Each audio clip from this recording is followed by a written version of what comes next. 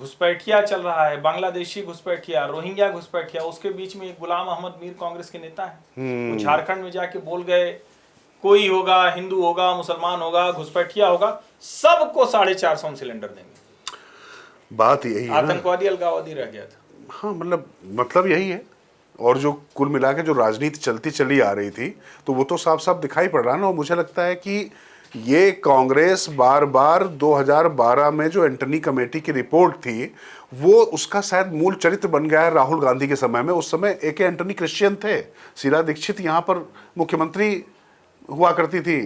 वो जो कमेटी की रिपोर्ट याद है ना आपको हर्षवर्धन, कि आप जो है एंटी हिंदू होते दिखाई पड़ रहे हैं। अब कुल मिला के आप जो है अगर घुसपैठियों को इस तरीके की फ्री बीज देने की बात कर रहे हैं, तो आप तो फिर एंटी नेशनल भी हो गए ना, राष्ट्रीय सुरक्षा के साथ समझौता कर रहे हैं। वो रिपोर्ट भी आ गई, उसको बीजेपी आईटी सेल के हेड अमित मालवीय ने शेयर किया।